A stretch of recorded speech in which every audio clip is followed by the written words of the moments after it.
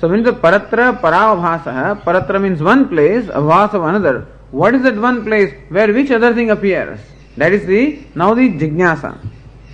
So kutra kasya adhyasa iti vishesha udaharana jignasayam. All right, now we understood what adhyasa is. We accept that there is adhyasa also. Please tell us now, adhyasa of what upon what? Iti jignasayam. Asmadarthe atmani yushmadarthasya anatmanah.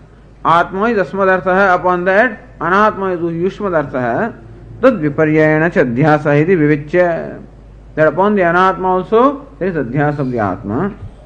Iti vivichya darshanaya. Now Bhashyakara wants to very clearly show that in our life there is adhyasa of anatma upon the atma and upon the atma of the anatma. Paratra paravabhasa lakshanam anuvadati bhavaha. So Bhashyakara reiterates that parasya paravabhasanam in different words, so doesn't repeat the words, but the artha is the same. So paratra paravabhasa and atasmin tad buddhi, both of them have the same meaning. So there is a punarukti with reference to artha, even though punarukti is not there with reference to shabda. So it is a punarukti. And that would have been dosha normally. Except that this is not punarukti because there is a jignasa on the part of this student now. Please tell us, you give us a general definition of adhyasa, or appearance of one thing upon the other. Please tell us which is that one thing which appears on which other thing. युष्मदस्मदित्यादि लोक व्यवहार भाष्येण आक्षेप समाधानाभ्याम आत्मनात्मनो अध्यासस्य विवेकतः प्रदर्शनमपि उक्तमेव अतः पुनरुक्तमिति यदि प्रतीयेत. And so even actually this was also stated. What? Yushmad ityadi loka vyavahara. That Yushmad is superimposed upon Asmad and Asmad is superimposed upon Yushmad. This also was stated. So even that also is not necessary to say. And so iti bhashyena akshepa samadhanabhyam atmanatmanoho adhyasasya vivekatha pradarshana yuktam. Somebody said that you already said us that there is adhyasa of atmanatmanoho itaretar adhyasa. So that is also stated.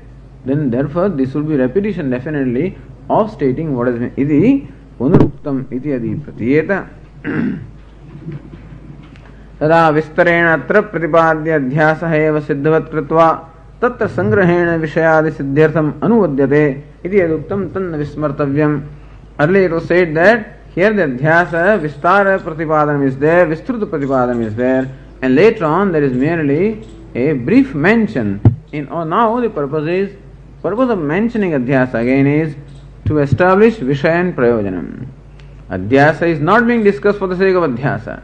Adhyasa is being discussed what? As a prelude to the first sutra. What is the first sutra? That which actually tells us the Anubandha Chatushtaya. What is Anubandha Chatushtaya? Vishaya, Prayojanam, Adhikari and Sambandha. Of them also Vishaya, Prayojanam are the most important Anubandha. Once they are established, then everything is established. And so Vishaya Prayojana of the Shastra can be established only when Adhyasa is established. That's the reason why all the discussion of Adhyasa. And now, the Adhyasa having been established, Bhashyakara now proceeds to show how Vishaya Prayojana, Shastra is Vishaya Prayojana vat Shastram. Shastra is that which possesses Vishaya and Prayojana.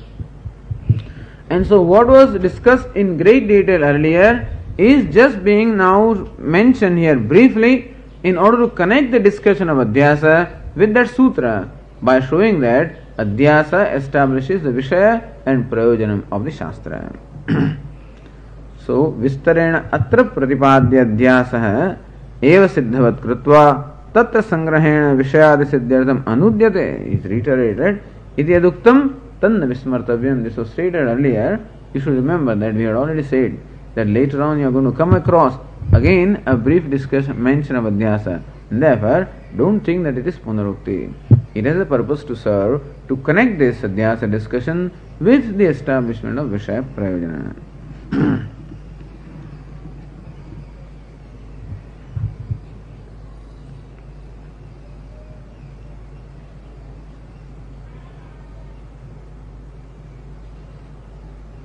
Says Bhashyakara, Udaharati. Bhashyakara gives the Udaharana now, illustrates how that Adhyasa is there.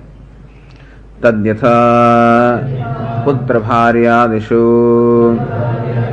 vikaleshu सकलेषु वा अहमेव विकलः सकलो वा इति बाह्यधर्मान् आत्मन्यध्यस्यते तथा देहधर्मान् स्थूलोऽहं कृशोऽहं गौरोऽहं तिष्ठामि गच्छामि लङ्घयामि चेति तथा इन्द्रियधर्मान् मूकः काणः क्लीबः बधिरः अन्धोऽहमिति तथा अंतःकरणधर्मान् कामसंकल्प विचिकित्सा अध्यवसायादीन्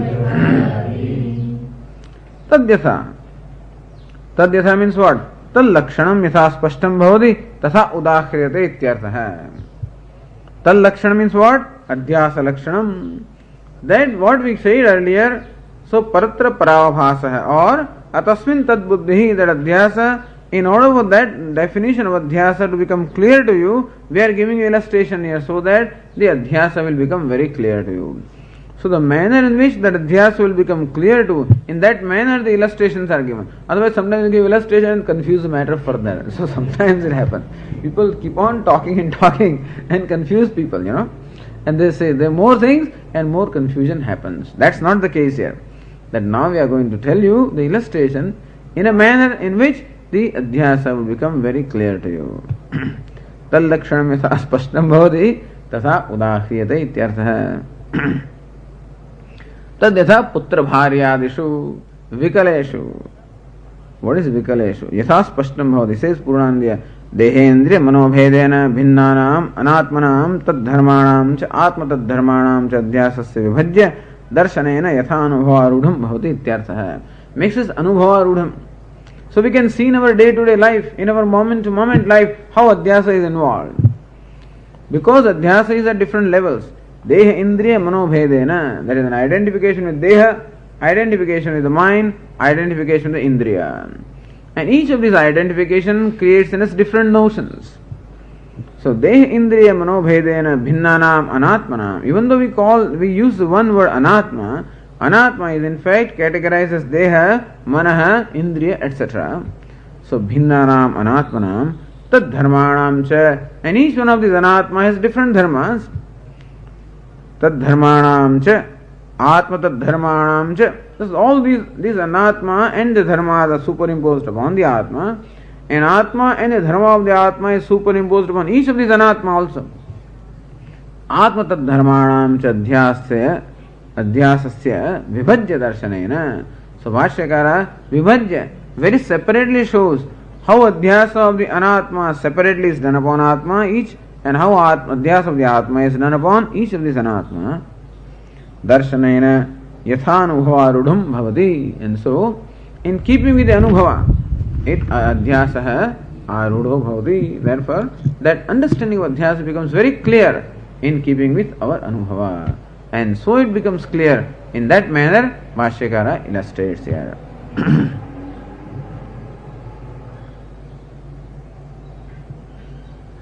Says Ratnaprabha, Swadehat bhedena pratyakshaha putradayah bhahyaha.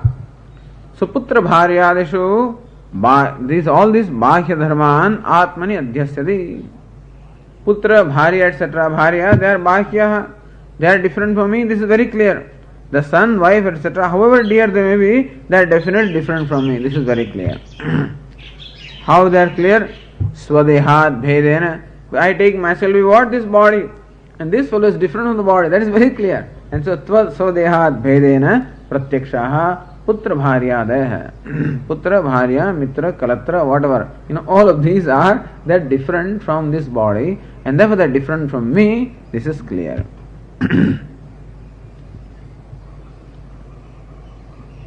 Tadharman sakalyadin. These fellows have dharma. Putra, mitra, bharya, etc. have dharma, sakalya. Sakalya means sakalata. Sakalyam nama pujadi sakala dharma vishishthatvam. So I don't know, pujadi sakala dharma vishishthatvam. But anyway, sakalya means what? Possessed of all the dharma, means complete. that putra is all right, complete in that sense only, that my son is all right, that is sakala. He is not all right means vikala. So he is suffering from fever, etc., then that affects me. And if he is running around enjoying himself happy, then that also has an influence upon me. So how the son has an influence upon my mood, how the wife has influence upon my mood, and so on and so forth. And so their sakalyam vaikalyam is there, that sakalyam vaikalyam is experienced here, That is what is called sympathetic response, So this kind of an adhyasa takes place there. वैकल्यं तो तद्राहित्यं भाष्यस्थ आदि शब्दार्थ है.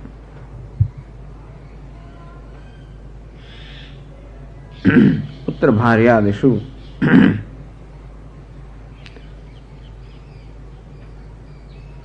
so says there साकल्यादीन देह विशिष्ट आत्मनि अध्यस्यते.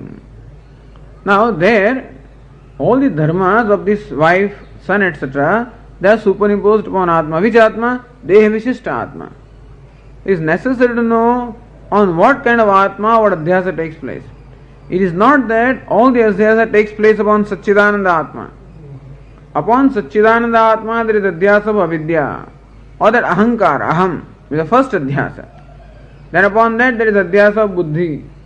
Then comes the Adhyasa of the mind. Then comes the Adhyasa of the sense organs. Then comes Adhyasa of the Deha. Tadahankara tadatmyat dehas chetanatamagat. So chetanata of the deha is always in succession. First ahankara becomes chetana, then antahkaranam becomes chetana, then indriyani become chetana, and then the deha becomes chetana. And therefore, when I superimpose the dharma of the other dehas, then they will be superimposed upon the atma with the deha adhyasa. So says deha vishishta atmani adhyasyati. I am father. So when will the dharma of the son affect me? When the son is unhappy, then who becomes unhappy? Father becomes unhappy, not Atma. Who is father? Deha Vishishta Atma. And therefore, those dharmas, the putra bharya, etc., are superimposed upon Deha Vishishta Atma. See, this clarity must be there in our own life. Then we'll know how Adhyasa is constantly there in our all our Vyavahara. It will be nice to sit and observe this. We can sit for 15 minutes and go through our different Vyavahara of the day and then see ourselves acting in different situations. Yes, Deha Vishishta Atma is acting, Mano Vishishta Atma is acting, Indriya Vishishta Atma is acting, or responding, or reacting, whatever. So in order for us to be able to distinctly see what is the nature of Adhyasa, these illustrations are given that when the Sakalya and the Vaikalya, meaning the completeness and incompleteness of the Bharya, the Putra Bharya, etc., when they affect me, which me do they affect? Deha Vishishta Atma. It's not that Satchidananda Atma feels Sakala Vikala, but Deha Vishishta Atma feels Sakala and Vikalata. So Deha Vishishta Atmani Adhyasyati Tad Dharma Jnanat Swasmin Tattulya Dharman Adhyasyati Ityartha. Tad Dharma Jnanat. Meaning that when there is a knowledge of the dharma of the Putra Bharya, then I superimpose similar dharma upon me, not the same dharma. So when he has fever, I have as though fever. So many mothers really feel ill. I mean, they have fever. When children, they become sick or ill, then the mother also becomes ill. Very often, she also exhibits fever. Those symptoms. Not identical symptoms, but similar symptoms.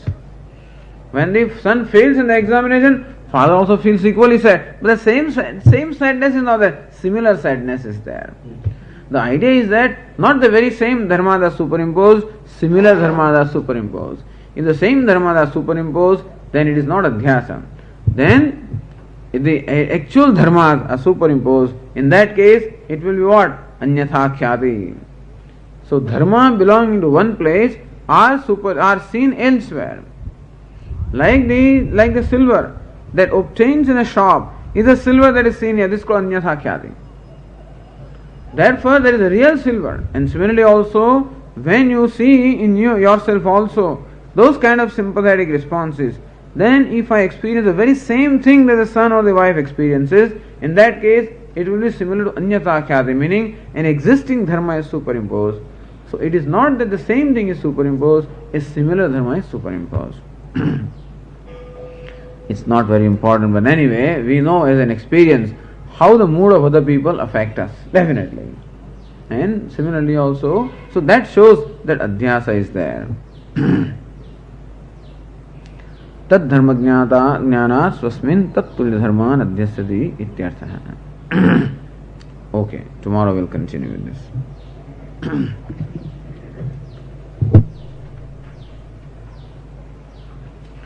Om Purnamadav Purnamidam Purnat Purnam Purnasya Purnamadaya Purnameva Vashishyate.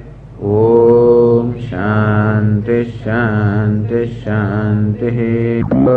Omkaraschata Shabdascha Dvavetau Brahmanah Pura Kantham Hitva Viniryatau Tasman Mangalika Vubhau. Om Atha Om Atha Om Atha Om Vishay Vishaynoho Tamah Prakashavad Viruddha Svabhavayoho Itaretara Bhavanupapattau Siddhayam Tadharmanam api sutaram Itaretara Bhavanupapatti Ityataha Vishayini Chidatmake Asmat Pratyaya Gochare Vishayasya Tadharmanancha Adhyasaha Tadviparyayena Vishayinaha Tadharmanancha Vishaye Adhyasaha Mithyeti Bhavitum Yuktam Ahameva Vikalaha Sakalo Va Iti Bahya Dharma Atmani Adhyasyati Tatha Deha Dharma Sthuloham Krushoham Gauroham Tisthami Gacchami Langhayami Chedi Tatha Indriya Dharma Mukaha Kanaha Klibaha Badhiraha Andohamiti Tatha Antahkarana Dharman Kama Sankalpa Vichikitsa Adyavasayadin Evam Aham Pratyainam.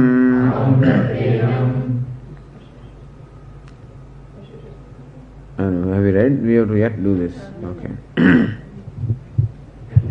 Adhyaso nama atasmin tat buddhi tyavochama.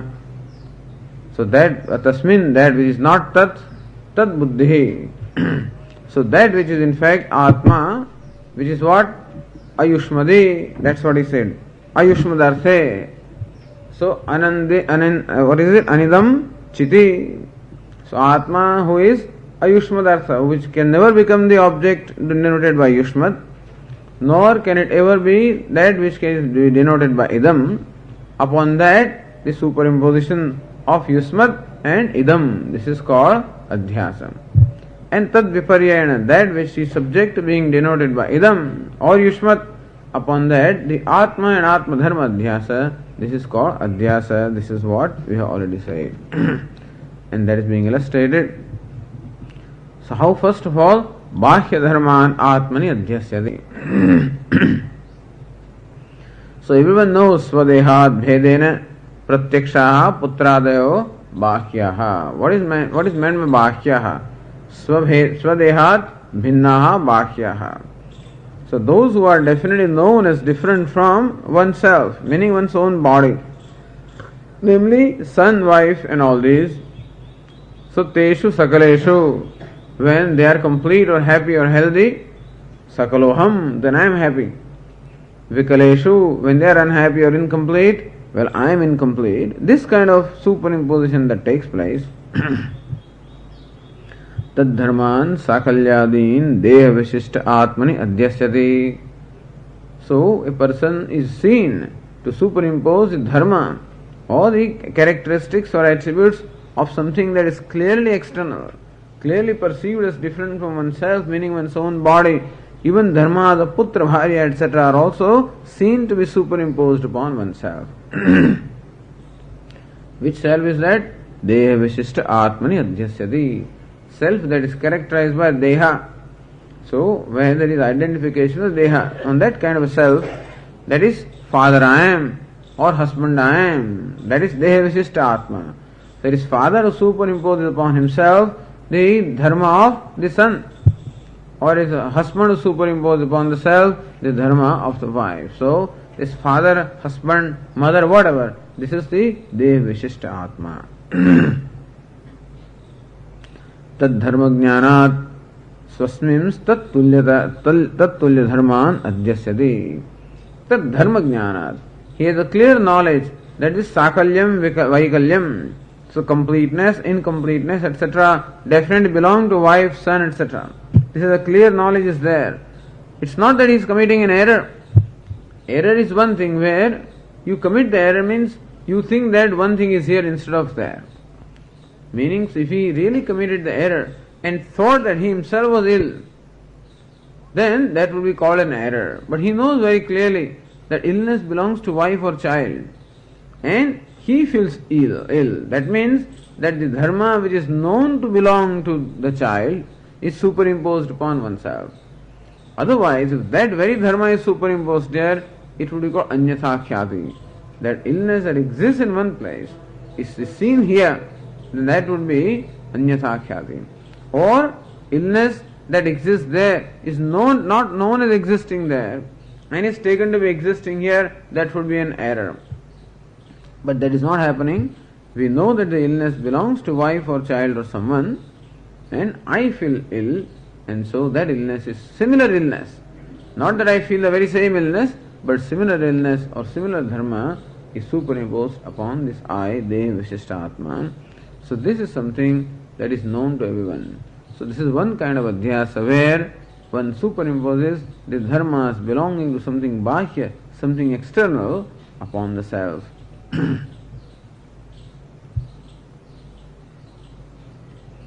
Then Ratnavara continues, Bheda aparoksha jnane tad dharma adhyasa ayogat anyatha khyati anangikaracha iti drashtavyam. So Bheda aparoksha jnane tad dharma adhyasa ayogat. Bheda aparoksha jnanam is there.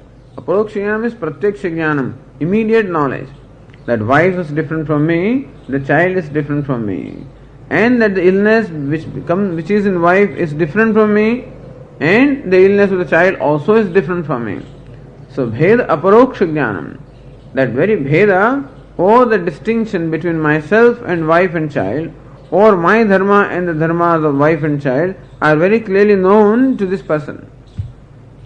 And therefore, tad dharma adhyasa ayogat. It cannot happen that very same dharma, meaning suppose my child is successful, that very same success I cannot superimpose upon I.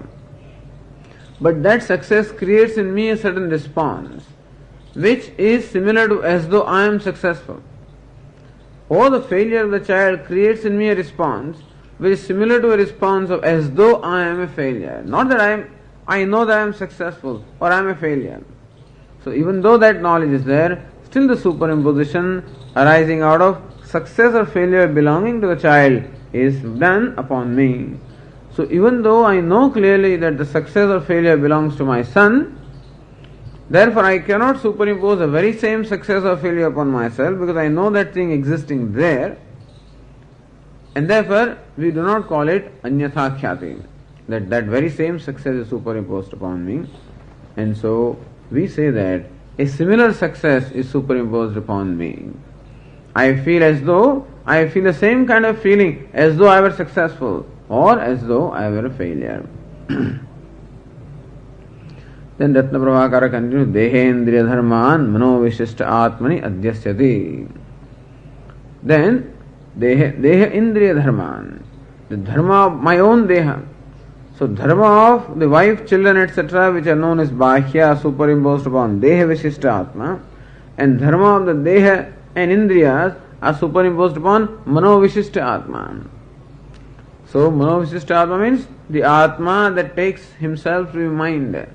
Upon that Atma are superimposed the dharma of the Deha and Indriya, because Deha Indriya are different from the mind. So even when I identify with the mind, then also I definitely know the body as different from I, because I am the witness of the body.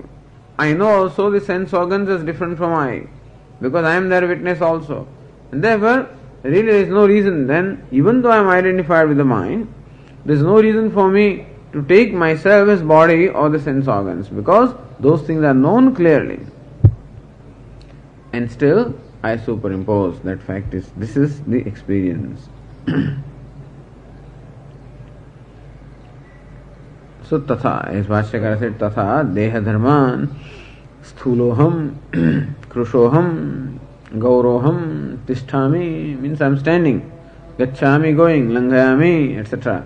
So all of these dharmas belong to deha, meaning also of the organs of action. So hands, legs, etc., the limbs of the body, all those dharmas are also superimposed upon I, who is Mano Vishishta Atma. Krushatvadi dharmavatah dehadehe atmani tadatmene kalpitatvat tad dharmaha sakshat atmani adhyastaha iti mantavyam. First, there is what they call dharmi adhyasa, meaning the body is taken to be I, and then the dharma of the body are taken to be my dharma. Or the mind is taken to be I, sense organs are taken to be I, and then their dharmas are taken to be my dharmas. So first the dharmi adhyasa must take place, and then alone the dharma adhyasa takes place. Although we do not have the experience that I am the body, I generally declare myself to be a man or a woman, and that man, woman, etc. are the dharma of the body. I never declare myself to be body, that I am the body. But when I say that I am a man, then that notion on my part that I am the body is implied there. So first I must have taken myself to be the body, and then alone I can declare myself to be a father, a mother, or a man, or a woman. And so even though the man, etc. are the dharma of the body, that's called dharma adhyasa. Before that must have taken place the identification of the body, meaning taking the body to be the self. That dharmi adhyasa has to be there. This is what Purnanandya says in the second paragraph, the second bhashyena apratipaditam dharminah dehendriyayoho adhyasam jnapayan. Bhashyakara does not clearly say that there is an adhyasa between the dharmi. Who are the dharmi? Deha is one dharmi, Atma is another dharmi. Indriyani is one dharmi, Atma is another dharmi. Manaha is one dharmi, Atma is another dharmi. Ahankara is dharmi, Atma is dharmi. So first adhyasa is between Atma and Ahankara, and then it spreads to Manaha, then it spreads to sense organs, then it spreads to the body, and then it spreads to wife and children and whatever. That's how the adhyasa expands, that vikasa. So when there is a purna vikasa, we call it waking state. When there is other ardha vikasa, we call it dream state. And when there is no vikasa at all, total laya, we call it sushupti. So bhashyena apratipadam dharminoho dehendriyayoho, that deha indriya both are dharmis, adhyasam jnapayan. Ratna Prabhakara makes us understand that that adhyasa of the dharmi is involved. The dharma adhyasasya vailakshanyam aha. And then, what is the vailakshanyam? That when I identify the dharmi called the body, then my notions are sthuloham krushoham. And when I identify with the dharmi called the indriyas, then the dharma adhyasa mukaha, mukoham, kanoham, etc. So Ratna Prabhakara said, krushatvadi dharmavatah dehadehe, dehadehe, deha adi means indriya, deha indriya, etc., which are possessed of dharmas as krushatva, mukatva, etc. Atmani tadatmene kalpitatvat. Since those this Deha, Indriya, etc. are taken to be Atmani Tadatmani Kalpitatva. Tadatmani means I take myself with Atma, that is Deha or Indriya. And so there is a identification with that.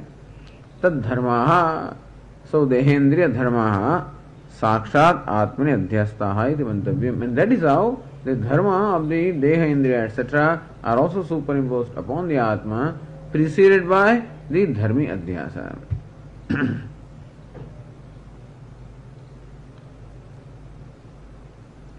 So Indriya Dharman also Mukaha, Kanaha, Klivaha, Badiraha, Andoha, Viti. When claims there is a Dharma Adhyasa indicated there, but preceded by Dharmi Adhyasa, taking the Indriyani as I.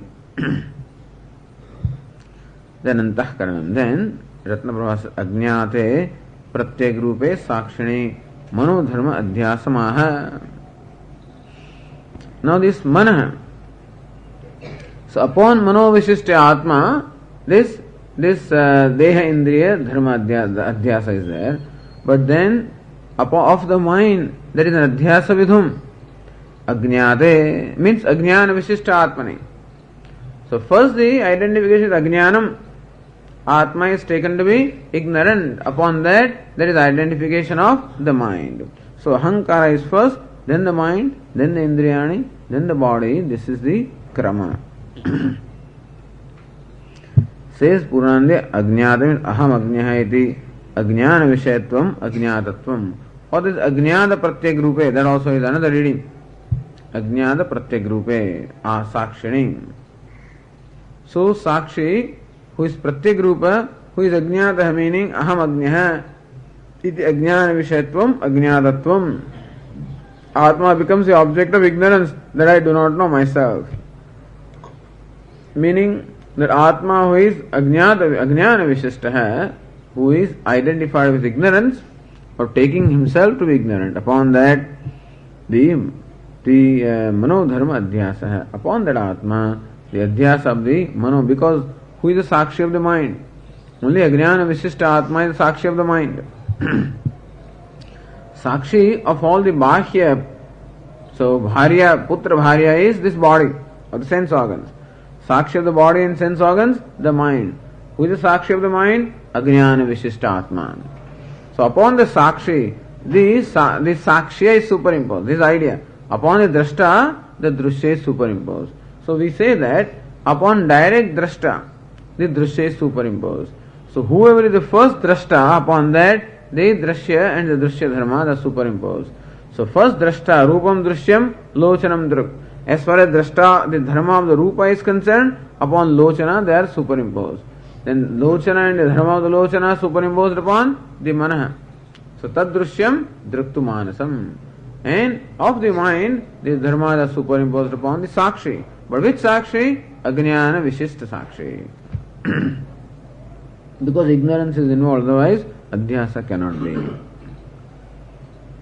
So Ajñāte Pratyek Rupe Sakshini Manodharma Adhyasamaha Tatha Antahkarana. So Vashyakara said, Tatha Antahkarana Dharman Kama Sankalpa Vichikitsa Adhyavasadayadin.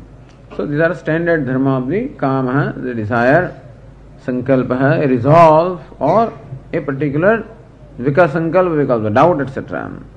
Vichikitsa is doubt, and Adhyavasaya is ascertainment or decision. So these are the dharma of the mind and sense organs. Both of them are included in mind and the intellect. Both of them are included in Antahkaranam. So what we experience is the dharma adhyasa of taking myself to be a sankalpavanaham or vichikitsavanaham. I am a doubter. I am a decider or whatever it is. But the doubting, deciding, etc. are the dharma of the antahkarana. So the dharma adhyasa must be preceded by dharmi adhyasa.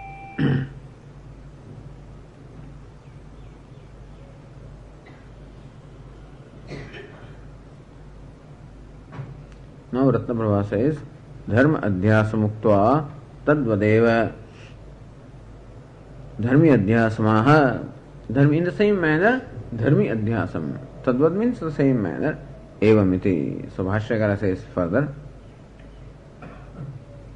Evam aham pratyainam asheshasva prachara sakshini pratyagatmani adyasya tam cha pratyagatmanam sarvasakshinam tadviparyayena antahkaranadishu adyasyate. Evam aham pratyainam. Who is aham pratyayi? This is what the Purnananda explains. Pratyayaha kamadyaha vruttyaha asya pratyayi. Who is pratyayi? Pratyayaha asya iti pratyayi. So all this pratyayaha means all these different thoughts or vrittis. Pratyayaha means vruttyaha. Kama, sankalpa, etc. These different vrittis or thoughts or the states of mind. So one who takes those states of mind as one's own states, he is called pratyayi. And so, or one who knows them also is called pratyayi, or the one who takes kama, sankalpa, etc. as his own states is called pratyayi. Tatha cha aham chasau pratyayi cha aham pratyayi. So one who is aham, there is a sense of individuality, as well as one who is pratyayi, meaning all these kama, sankalpa, etc., these pratyayas are taken to be one's own pratyayas. He is called aham pratyayi, means ahankara.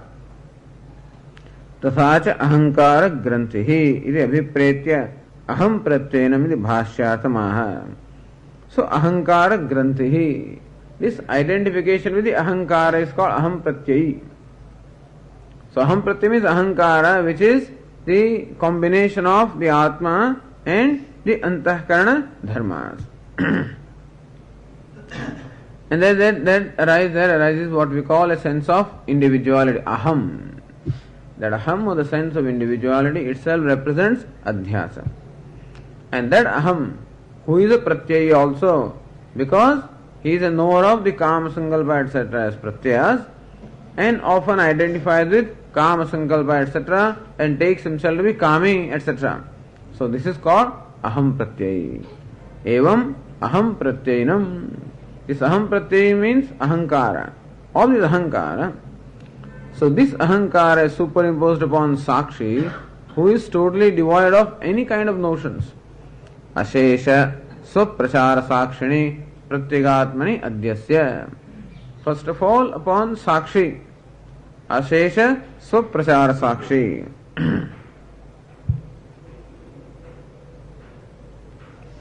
Now Ratnaprabha says antahkaranam sakshini abhedena adyasya tad dharman kamadin adyasyati iti mantavyam. Antahkaranam aham grantihi iti abhipretya aham pratyayinam bhashyarthamaha antahkaranam. That antahkaranam is superimposed upon the sakshi. From there arises this very aham, which also becomes a pratyayi. Pratyayi means the knower of the pratyayas or the one identifying with the pratyayas. So antahkaranam, that ahankara, sakshini abhedena adyasya, that ahankara is superimposed upon the sakshi abhedena as one, without knowing the distinctions. Tad dharman kamadin adyasyati iti mantavyam. And the dharmas of the antahkarana, namely kama, sankalpa, etc., are further superimposed, and then I claim myself as kami, sankalpavan, vikalpavan, etc. Upon whom is it superimposed? Ashesha swaprachara sakshini. Swapracharaha manovruttyaha. Swa means antahkaranam. Swapracharaha means antahkarana pracharaha, meaning manovruttyaha. So various thoughts of the mind. Ashesha swaprachara sakshini. So Atma, who is the sakshi of all the pracharas. Ashesha means without any exception. Atma is the sakshi of all the swaprachara, means antahkarana pracharaha or manah pracharaha. So Atma, Pratyagatma, who is the sakshi or the witness of all the states of mind. And who is the Pratyagatma? So here the first time he explains the meaning of the word pratyak. Pratiti upasargartha kathana purvakam anchati iti asya arthamaha. So prati and ak becomes pratyak. Ak comes from root anch, so anchati. So prati and ak is explained by Ratnaprabha as pratilomyena anchati iti pratyak. Pratilomyena in an opposite manner. Asad जड़ दुखात्मक अहंकारादि विलक्षणतया सच्चित सुखात्मकत्वेन अंचति प्रकाशदेति प्रत्यक. Pratilomyena means in an opposite manner. What is the opposite? Opposite of whom? Opposite of ahankara. Atma is called pratyak because anchati prakashade. Atma shines. Shines in what manner? Shines in a manner that is totally opposed to the ahankara. Ahankara is asat, jad and dukkhatmaka. Ahankara is asat because he is inert, jada, mithya, and of the nature of is alpa, therefore dukkhatmaka. So ahankara is asat, jad and dukkhatmaka. The one who shines pratilomenam is vilakshanataya. Atma shines totally as distinct from or opposite to the ahankara. How? Satchit sukhatmakatvena anchati. Atma shines as Satchit Sukhatma. And therefore, Atma shines as Satchit Sukhatma as totally opposed to the Ahankara is Satchit, Jad and Dukkhatma. So Atma who shines in this manner is called Pratyak.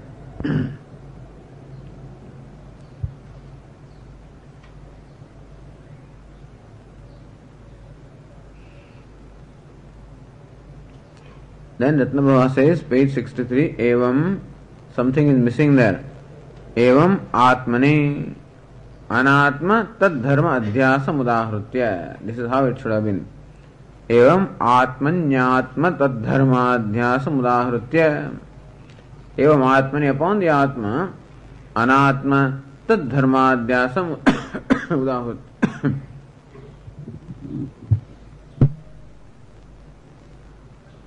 So having illustrated the dharma, the adhyasa of anatma and anatma dharma upon the atma, anatmani atmanopi samsrushtatvena adhyasamaha. Then another adhyasa what?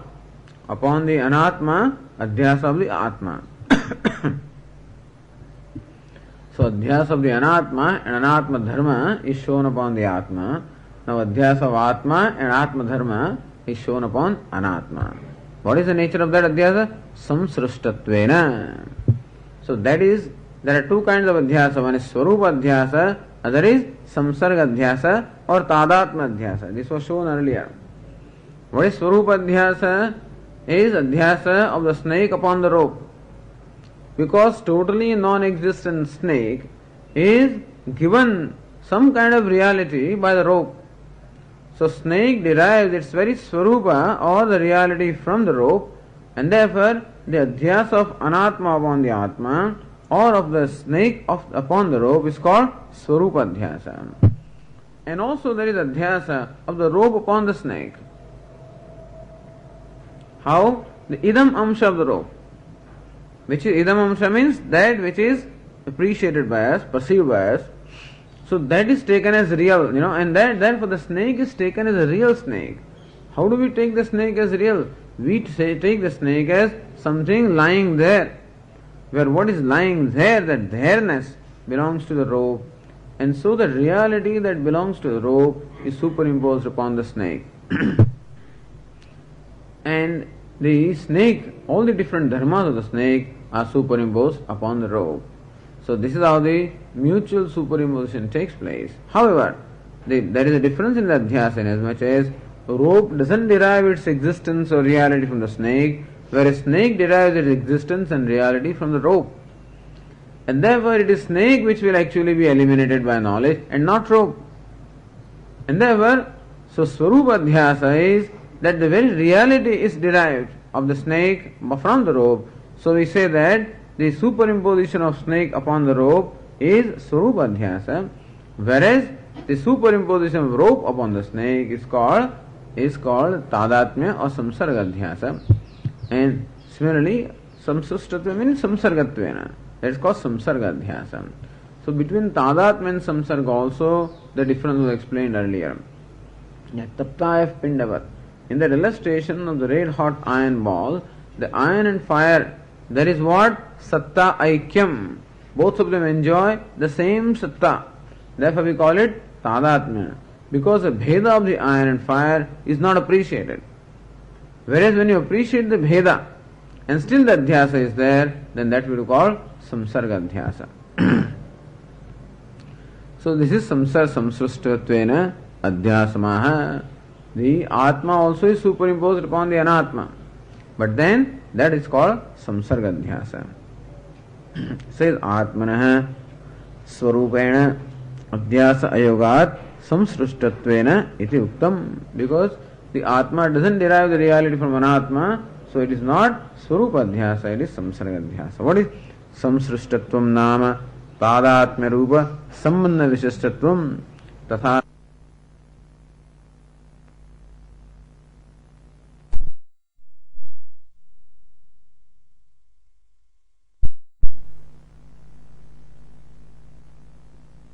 Rupa Sambandha Vishishthatvam. That Tadatma is there, at the same time the appreciation of that separation also is there in one way. So this is called Samsarga Adhyasa.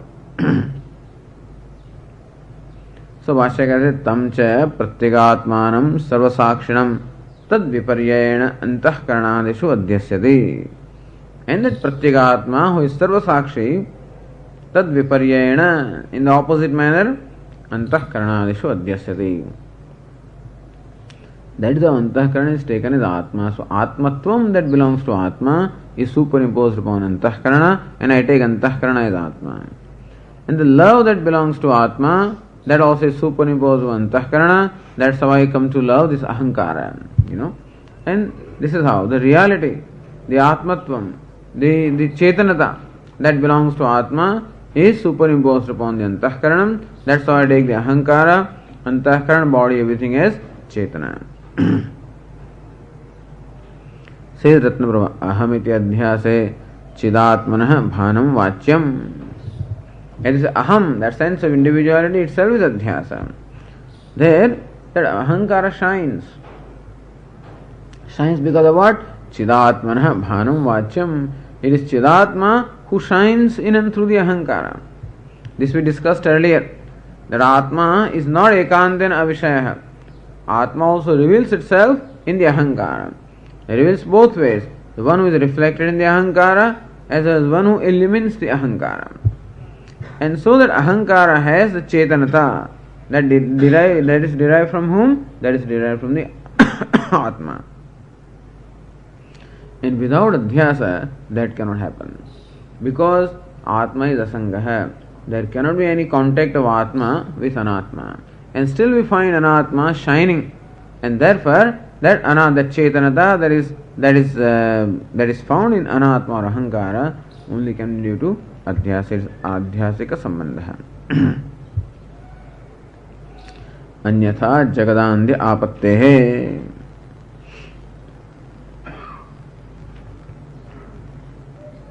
This point was earlier said.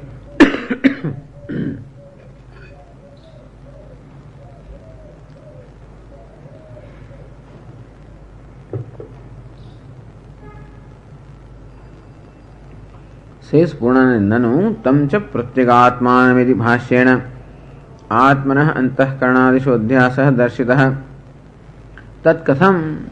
You are saying that Atma is superimposed upon Anatma, Anatma is superimposed upon the Atma. If that adhyasa is similar of the same nature, how can it be? Itaretara adhyase dvayoho adhyasyamanattvena mithyato apatat. If Anatma is superimposed upon Atma, then that which is superimposed is mithya. Like the snake is superimposed upon the rope, so snake is mithya. If in the same manner the rope is superimposed upon the snake, or idam amsha of the rope is superimposed upon the snake, idam amsha also will become mithya, which is not so. So in the same manner Atma is not superimposed upon Anatma, otherwise Atma also would be mithya. Dvayoho adhyasyamanattvena mithyatvapatat kincha. It should not kinchin but kincha. द्वयोः द्वयोः विशेष अवभासः न स्यात्. Some error is there. Adhishthanatvat, I think, द्वयोः अधिष्ठानत्वात्. If both are adhisthana, atma and anatma, द्वयोः विशेष अवभासः न स्यात्. Then you will not be able to distinguish between both are adhishthanam, atma and anatma. You won't be able to distinguish between atma and anatma. But that is not the case. Anatma is mithya, atma is not mithya, and therefore it is said that one is swarupa adhyasa, other is samsarga adhyasa. And therefore ahamiti adhyasa chidatmanah bhanam vachyam. In the aham adhyasa, that is chidatma who gives the chetanata to ahankara. Anyatha jagadandhi apattehe. Chidatma cannot directly illumine the world.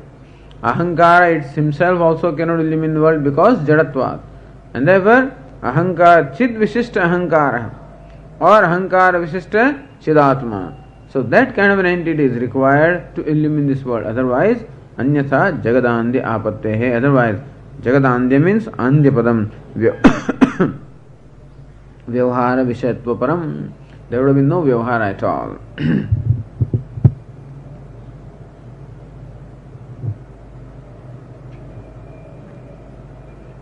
Says rajatadau idam padarthasya tadatmya rupa samsargadhyaso yatha tadvat anatmani atmanah tadatmya rupa samsargadhyasa angikaranihe vibhavaniyam. Just as upon the rajata superimposition of the idam amsha of the shuktika, so also upon the anatma there is the superimposition of the atma. Okay. I think that is quite clear, so we can proceed with this. So, anyatha jagadandhyapate ratnavakandi nacha anadhyastasya adhyase bhanamasti. Unless there is adhyasa, there cannot be bhanam. So, atma cannot shine in ahankara unless there were adhyasa of the atma and ahankara.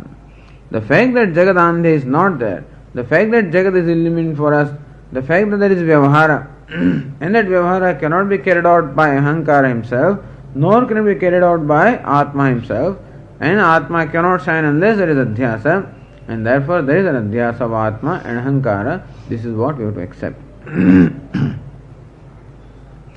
Tasmad rajatadau idam iva atmanah samsargadhyasa eshtavyah. Just as in rajata the idam amsha of the shuktika is superimposed, so also upon the anatma the reality of the atma is superimposed. That's the nature of adhyasa there. So tam cha pratyagatmanam sarvasakshanam tad viparyayena. What is tad viparyayena?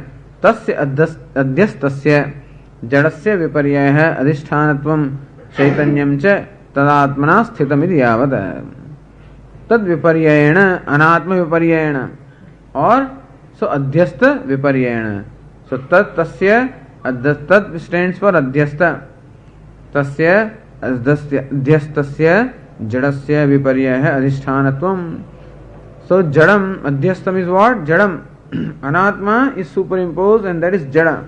Viparyayena, that one who is contrary to that is what? Atma is chetana. This one is aropya, that one is adhishthanam. Adhishthanatvam chaitanyam cha. So viparitatva is both ways. Vailakshanyam between atma and anatma is aropya, atma is adhishthanam. Anatma is jada, atma is chetana.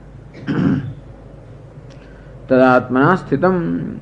And so tad viparyayena antahkaranadishu adhyasri atma, who obtains as adhishthanam and as chetana. The atma and the dharma of the atma are superimposed upon the antahkarana, etc. Then Ratnaprabha says, Tatra jnane kevala atmanah samsargah. This is the krama. With ajnanam, there is a direct superimposition of atma and ajnanam. Then manasi ajnana upahitasya. Then upon the mind, the ajnana upahita atma is superimposed. Dehado mano upahitasya iti vishesha. Upon the deha indriya, the mano upahita atma is superimposed. Upon Ajnanam, directly Atma is superimposed. Upon the mind, Ajnana Vishishta Atma. Upon Dehendriya, Mano Vishishta Atma. This is the krama of the adhyasa. Evam Atmani Buddhyadi Adhyasat Kartruttvadi Labha.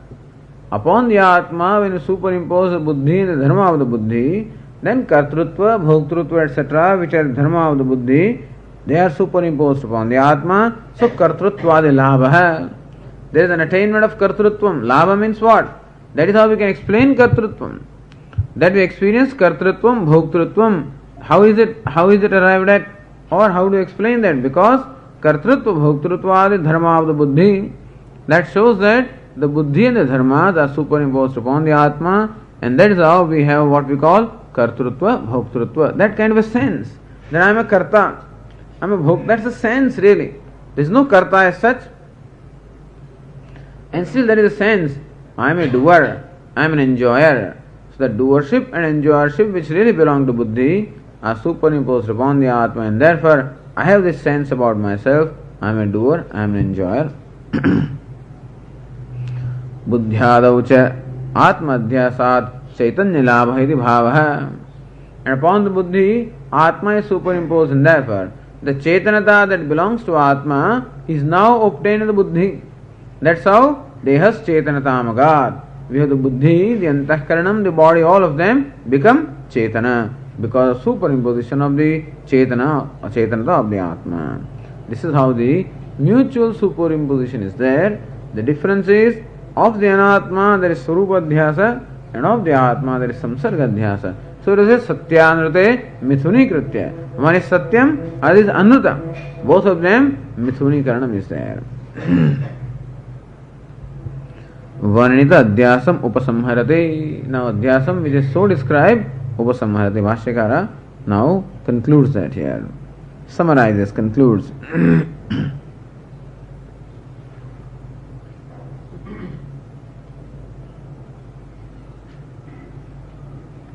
Says Bhashyakara, Evam Ayam Anadihi Anantaha Naisargiko Dhyasah Mithya Pratyaya Rupaha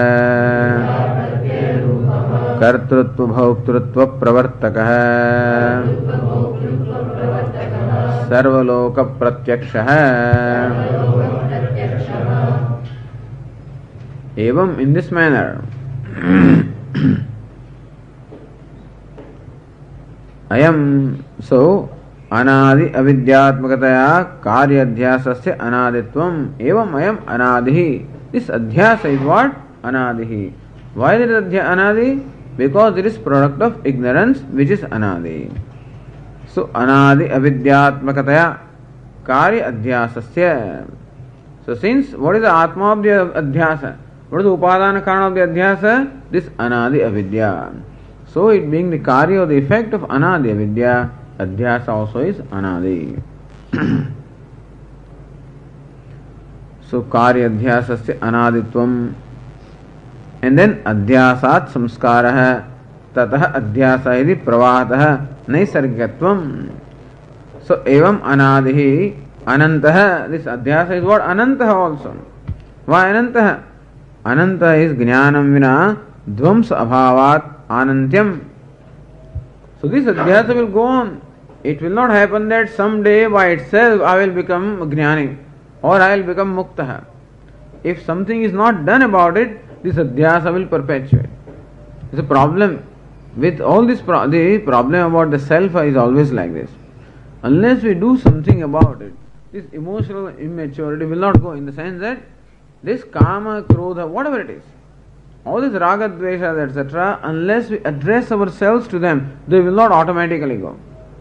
Regardless of what you do, they will not go. Yeah, by upasana, etc., you will gain that kind of buddhi, sukshmata, by which you can address them and you can resolve them. But even after upasanas also, it is necessary to address the raga, dveshas, understand them as raga, dveshas, and resolve them. Otherwise we find that in many great people also, where there is a lot of upasana there and a lot of other siddhis are there, but still some fundamental things remain there. like krodha, etc. Things just don't go. Either they don't see the need of its going, or they don't know how to make it go because they have not addressed themselves to the mechanism of the anger. How the anger arises, etc., and how to deal with it, that they do not know. And you can just say that I will not get angry, and get angry every time you get angry, and things like that. But the idea is, this is a problem which has to be addressed. And similarly, adhyasa is something that has to be addressed. One has to know that this superimposition is taking place. One has to be shown that, and one has to see this fact. Why is it discussed at such great length? Why are you interested in establishing what adhyasa is where? That with avidya there is direct adhyasa, then of avidya mano vishishta atma, then upon of the mind the sense organs. Why? So that we can see that mechanism in ourselves, It's not merely general knowledge, but all of these things we are supposed to see and contemplate upon, and see how this mechanism obtains within ourselves, and how this vyavahara goes on. Vyavahara is a product of this very complex adhyasa within, which takes place in different stages. And this mechanism we have to see, and at some point in time we have to recognize it and break this. And this habitual pattern has to be broken. Now, because we passed adhyasa from the beginningless time, there is a habit, that is what we call samskara. So because we pass samskara, the present adhyasa goes on. As I even born, without being told, I identify with this upadhi. How? Because of samskara. And as I identify, further samskara are created. So samskara creates adhyasa, adhyasa creates samskara, and this is how this business will go on. It will not come to an end unless we address ourselves to that. That's why jnanam vinya dhvams abhavan. And jnanam can take place by vichara alone. Vichara means taking something for inquiry, addressing ourselves to what is it, what is the nature of it, how does it arise. Maybe by looking at it, jnanam doesn't happen. But then you have to analyze it. You have to inquire. What is the nature of this? Where does the raga, dvesha, kama, krodha, aham ayam kuto bhavati chinvataha. Then one has to actually address oneself. Kutaha ayam aham bhavati. Where does it come from? And that's going to require a mind which has that sukshmata. Ahankara being very subtle, to address that ahankara is going to require a mind that is equally subtle. And the mind which is free from every other preoccupation. Because when you are looking through that microscope, your mind and your eyes must be free from every other preoccupation. Similarly, when we are addressing ourselves to ahankara, we must be free from every other preoccupation. That is what is called sannyasa. So what is called vairagya or sannyasa is just a freedom from every other preoccupation. And it requires also like a microscope, a mind which has that sukshmata, which comes as a result of this constant samskaras of shravana, etc. And that's how our thinking becomes more and more subtle. So there is subtlety also required, and ekagrata also required. Agraya buddhya, sukshmaya buddhya. So that we can do all that is the purpose of this discussion. Nobody is interested in otherwise academically knowing what adhyasa is and what it is not. All of this is supposed to help us in our contemplation. So don't think this is academic discussion. This is very practical discussion for those for whom these things count. For the person who it doesn't matter whether ahankara is there or not, well, he has to wait. But when it starts mattering, as long as my wife and children alone matter to me, so long, this is not important.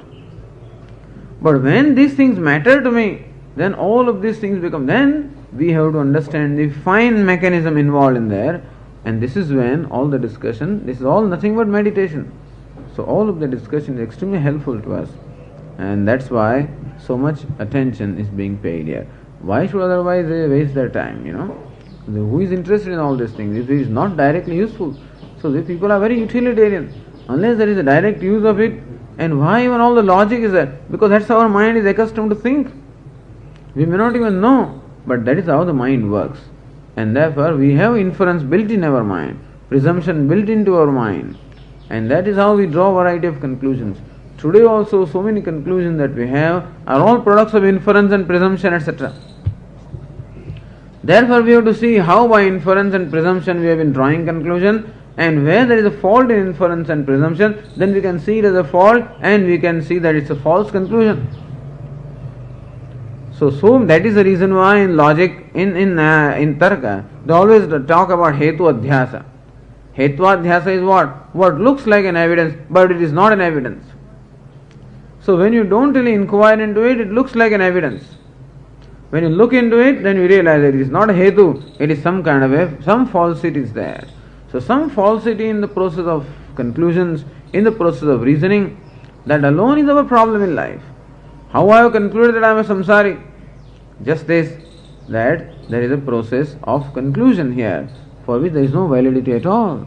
There is no validity for various conclusions that I entertain about myself, that I am happy, unhappy. How do you conclude? That I conclude. Now please do something about the world so that I can become happy. Now so long, dharma, artha, kama goes on, But when I realize that that is not where the problem lies, how did the conclusion arise in the first place? Ahamayam kuto bhavati chinmatah. This is how we start inquiring. This is a whole inquiry into nature of aham. And even though Ramana Maharshi may write it in just one half a line or something like that, all of this is involved in there. It's not that we say aham, who am I, and that is how you know I, that who am I, that's those things. We keep repeating that, who am I. That's what disciples of Ramana Maharshi think. That you just say, who am I, because that's the question Ramana Maharshi used to ask, who are you? So he said, who am I, I is not going to reveal itself that way, because the fellow is asking question himself with ahankara. And therefore, he is not going to reveal himself. So this is how, when we deliver ourselves into the scripture, and our intellect is surrendered here, and then we think from the way they show us, then we see the fallacies involved in various conclusions about ourselves.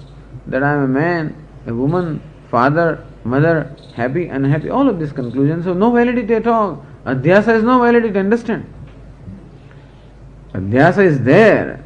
Invalid, illegitimate things we are doing, that's a different thing. But then, there is no legitimacy into this. That is what we would understand.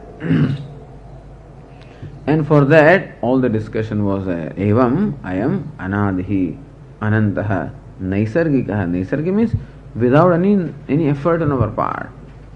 It is beginningless, endless, and effortless. Had some effort been involved in adhyasa, we can perhaps make an effort to eliminate it. Someday, we may not make an effort, then adhyasa will not be there. It never happens that adhyasa is never there. It is always there. Why? It is effortless. Naisargikaha.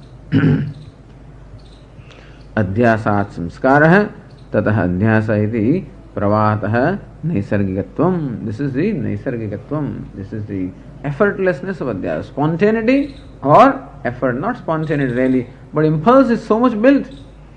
First impulse is adhyasa. And then from that arise all the other impulses of kama, krodha, etc. Evam upadanam nimittam cha uktam bhavati.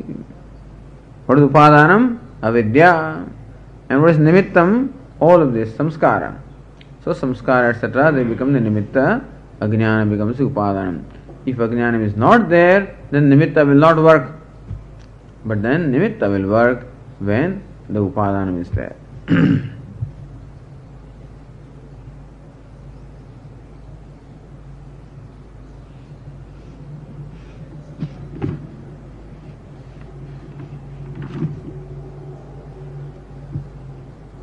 Then jnanam vina dhvams abhavat anantyam. That adhyasa is called anantah because there is no dhvamsa, no destruction unless knowledge takes place.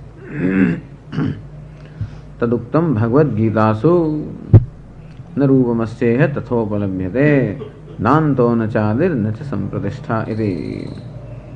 Iha samsar is asya samsar vakshasya iha rupam na upalabhyate. The samsar vaksha is also anadi ananta. So udhumula madashakam ashwatham prahuhu avyayam. That's how the ananta it was saying. And then narupamasya upalabhyate. We do not know what the nature of the samsara vaksha is. You cannot say it is real, nor can you say it is unreal. It is something sadasadbhyam anirvachaniyam. It's all being said in different words. So So even though the Anirvachaniyatva etc. words are not used by Lord Krishna, but when he describes samsara vriksha in this manner, that we do not know what its nature is, you cannot say it is such and such, that means that it is Anirvachaniya. Nirvachana means Vyakhya or definition is not possible, which means it is not there. If you can define it, then alone it is there. If you cannot define, we say it is not there. But still we take it to be real, therefore it is called Mithya. Nanto na chadihi, there is no anta, there is no adihi. Also, where does this tree begin and where does it end? We cannot say. Nacha sampratishta, and where does it exist?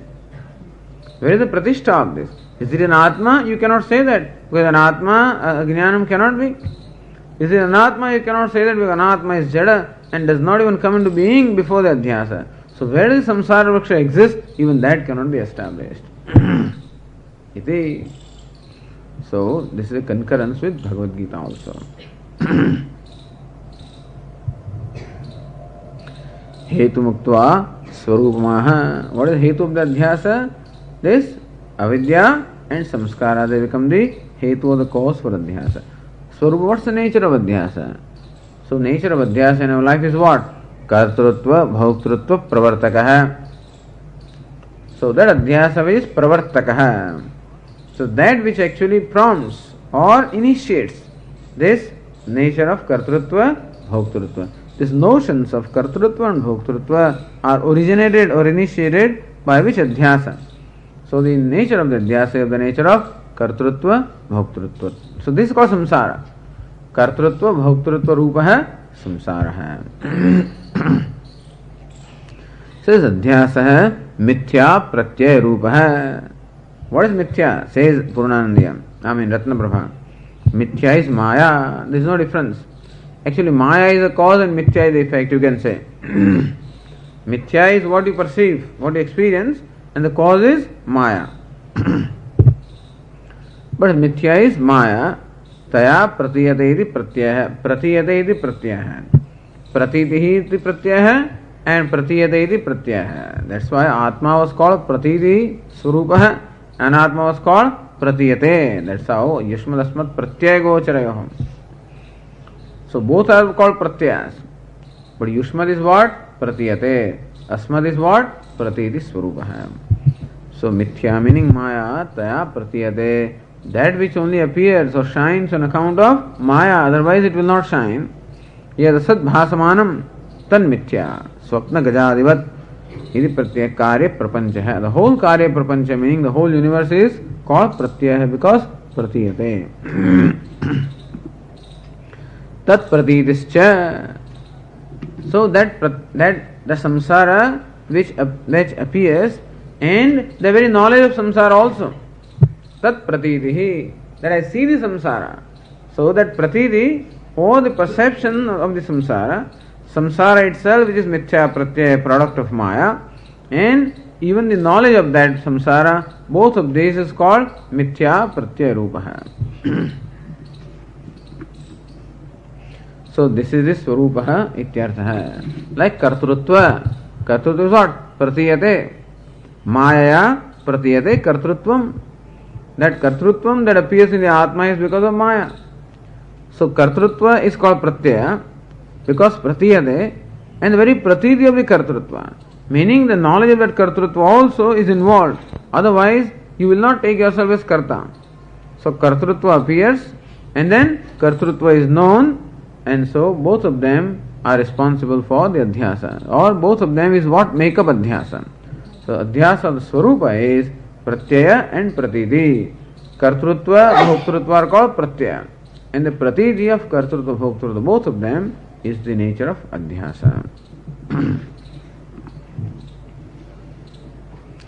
So this is mithya pratyaya rupa. Tasya karyamaha. So swarupa of the adhyasa is mithya pratyaya rupa. That is a swarupa. Meaning that which is mithya pratyaya. Mithya means maya pratiyate, and this pratiti of maya, that which is pratyaya, this is called the swarupa of the adhyasa. Meaning adhyasa is that which appears on account of maya, and that very knowledge or appearance is the nature of adhyasa. And what does adhyasa do? Tasya karyamaha कर्तृत्व भोक्तृत्व प्रवर्तकः. So that which prompts or perpetuates, that initiates and perpetuates kartrutva bhoktritva. And how do you say it is there? Sarvaloka pratyakshaha. Pramanam. It's a matter of experience of everyone. So pramanam nigamayati or upasamharati. So pramanam ultimately is what? Sarvaloka pratyakshaha. This kartrutva bhoktritva, I am a karta, I am an enjoyer, I am a doer, I am happy, I am unhappy, something that is evident to everyone. That's the real proof of adhyasa. Says Purnanandya, Sakshi Pratyakshameva Adhyasa Dharmi Grahakam Manam. So what's the first pramanam of the adhyasa? Sakshi Pratyaksham. That kartrutva, bhoktrutva, sukhitva, dukkhitva is something that is very evident to the sakshi, is illumined by the sakshi. Adhyasa Dharmi Grahakam Manam. That adhyasa dharmi. So what is adhyasa dharmi? This ahankara, So adhyasa dharmi grahakam manam. The manam meaning pramanam or the direct evidence of adhyasa is the kartrutva, bhoktrutva, etc., which is illumined by the sakshi. But then we also presented anumana, arthapatti and agama. Anumanadikam tu sambhavanarthamid abhipretya pratyaksha upasamharaha krataha. Why does Bhashyakara says sarvaloka pratyakshaha or sarvaloka anumidaha? All of this could have been said. But then real pramanam is pratyaksha. And we employed anumana, arthapatti and agama also to validate what we experience as a matter of our direct experience. So anumanadikam tu sambhavanartham. So our experience of kartrutva bhoktritva is also validated by anumana, arthapatti and agama. So the real pramanam here is pratyaksham. This is what the intention is.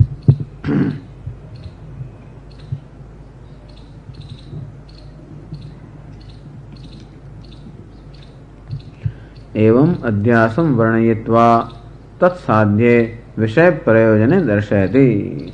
What was the need for all this long discussion of adhyasa? Is to establish that Shastra has Vishaya and Prayojana. So Vishaya is what? Jiva Brahma Aikyam. They said, no, it cannot be. Because it is my direct experience that I am a Karta, Bhokta, Sukhi, Dukhi. So Jiva is not Brahma. I experience Jiva as Karta, Bhokta. And so we questioned the very Vishayatva of the Shastra. So it is explained that Kartrutva, Bhoktrutva is a product of Adhyasa. Is not real. Even though you experience yourself as Karta, you are still Brahma. This boldness nowhere is there. Even though you are saying, I say that I am Jiva, he says you are not Jiva. Why? Because that sense of Jivatvam is only Adhyasa. There is nowhere in the world there is Shastra which says this or which has this kind of a clarity or understanding. That is how Vishaya of Jiva Brahma is shown to be possible, because the experience of the duality of Jiva and Brahma is due to Adhyasa. That duality is created by Adhyasa, even though the non-duality or Abheda is a fact. And then, if it is a product of ignorance, then knowledge alone will eliminate that ignorance, and therefore by knowledge, since you are already Brahma, what is the nature of moksha? Moksha is Brahmani avasthanam. I am already Brahma, then where is the question of my avoidance in Brahma? So I just have to know. So knowledge also creates that avasthanam, atma avasthanam, which is the moksha. So Adhyasa establishes what? Vishaya and Prayojanam. And Adhikari is simple. Whoever is interested in moksha becomes Adhikari. And then Sambandha. Sambandha is Pratipadya, Pratipadaka and so on and so forth. So all this Anubandha Chatushtaya gets established only when Adhyasa is first established. Otherwise, we would not study the Shastra. Why should we study? Because Shastra only gives knowledge. What does knowledge do? Suppose I am Brahma, so what? I am already Brahma and still I am Dukhi. And therefore, what is that going to do? Suppose he says that you have two lungs, so what? That doesn't eliminate the problem with my lungs, That you have a heart, so what? My heart continues to ache. So what does knowledge do? Knowledge doesn't do anything, that's our experience. When you do something, so having known how to make khichdi, then you must actually make it. What's the use of simply knowledge? He says, no, this is a different kind of a problem. That knowledge creates all kinds of misapprehension or creates all these notions. Notions are, and the samsara is notional, not real. That is why it can be eliminated by knowledge.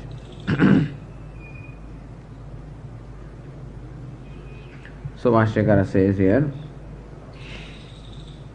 Adhyasa dharmi grahakam is adhyasa sarupa grahakamiti. Okay. Then Bhashya says, Asya anartha hetoho prahanaya atmaikatva vidya pratipattaye sarve vedantaha arabhyante. Asya anartha hetoho prahanaya. Who is anartha hetu? Adhyasa. Adhyasa who is anartha hetu, the cause of all the anartha, all the suffering in life.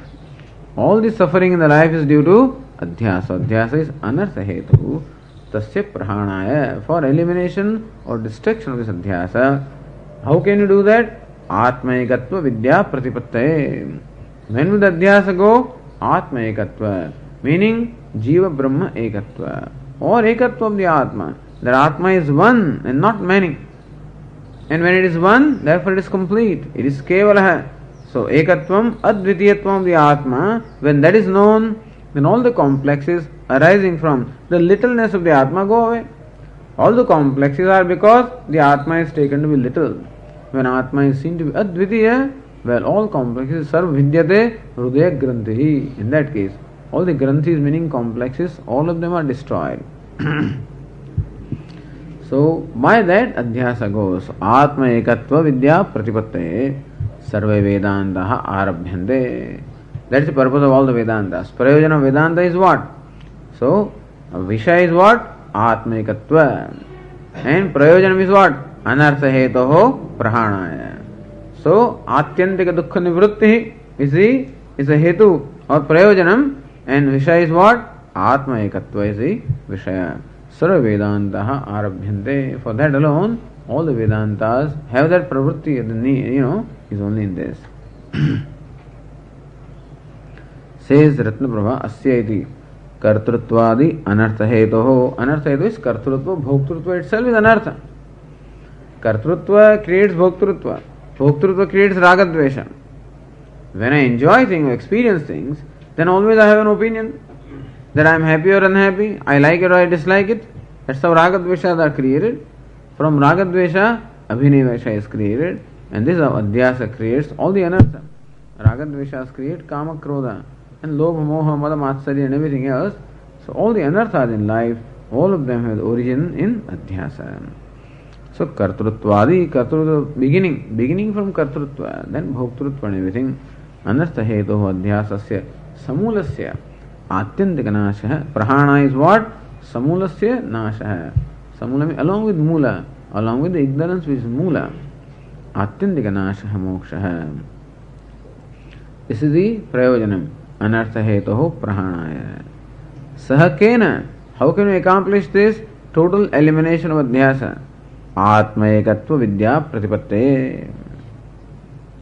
Says Brahmatmaikya sakshatkarasya pratipattihi shravanadibhi apratibandhena labha tasyaha. Pratipatti here is attainment.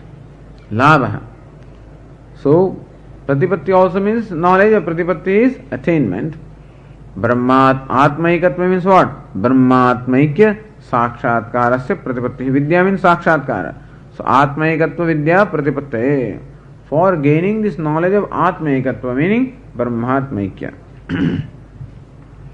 How is the pratipatti? Shravanadibhi apratibandhena labha.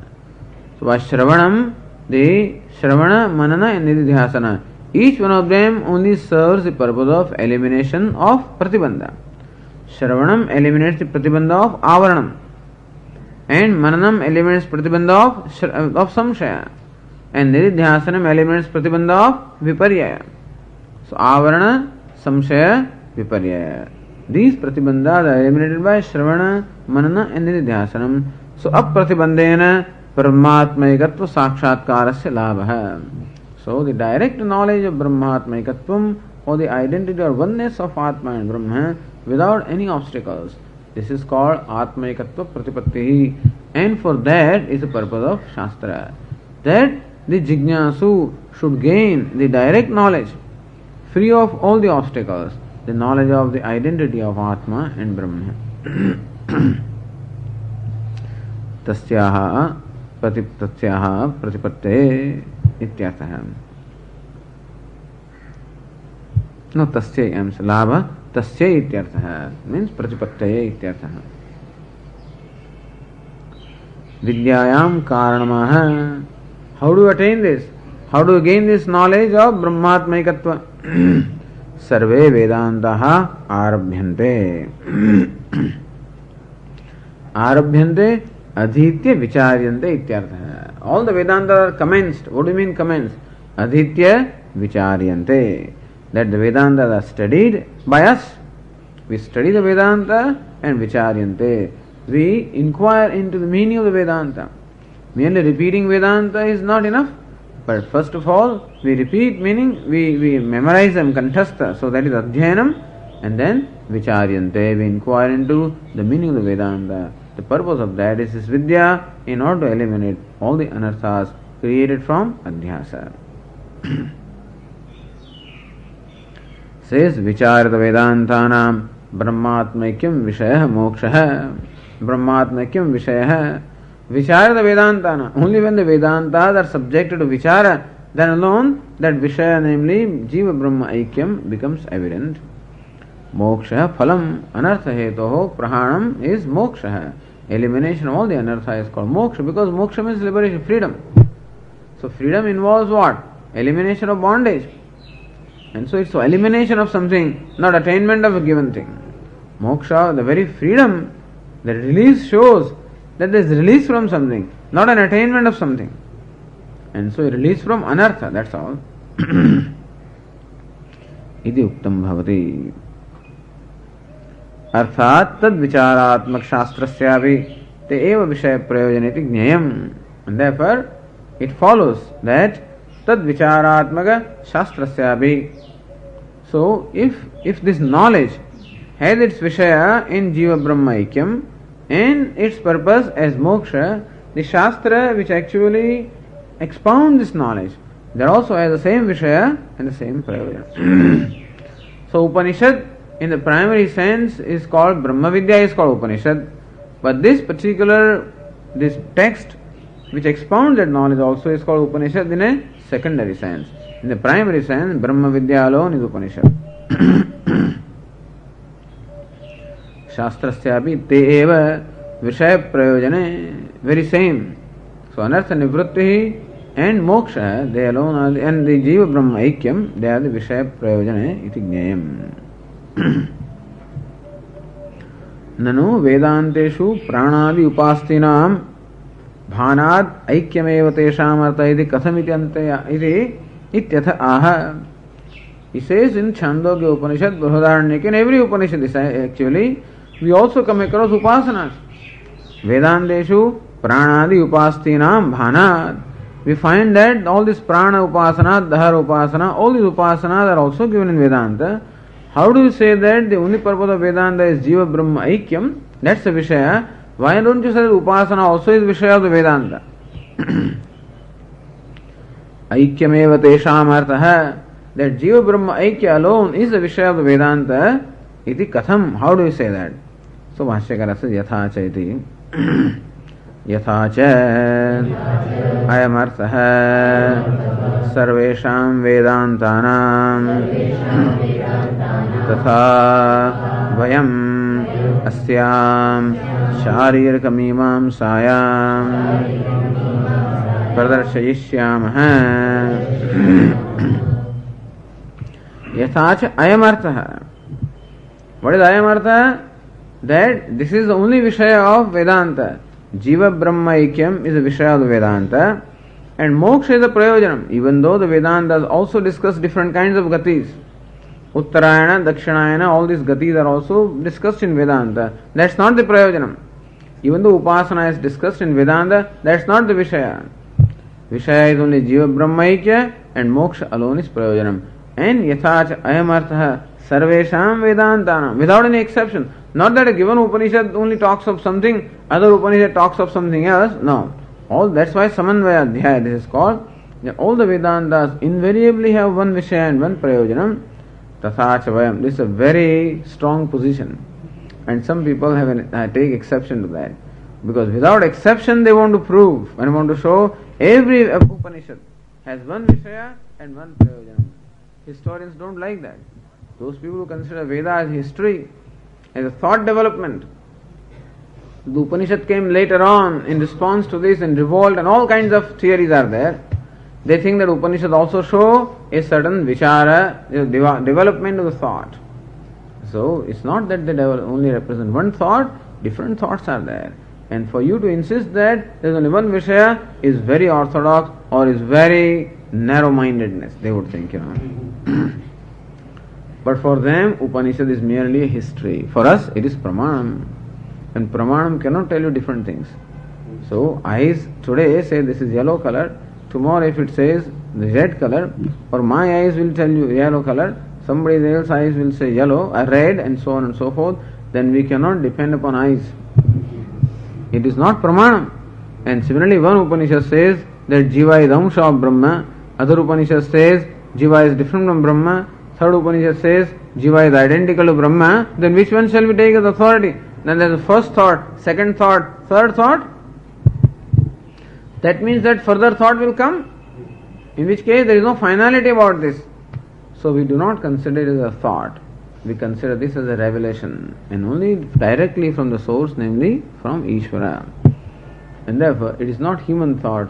Human beings are only the instruments for revealing these thoughts. This is how we look at the Upanishad. That's otherwise it will not be Pramanam. And we cannot have that Shraddha. We have Shraddha in our eyes, don't we? When the eyes say that this is microphone, I accept it as microphone without questioning. Don't I do that? Then how much Shraddha do I have in my eyes? The ears are revealing these words.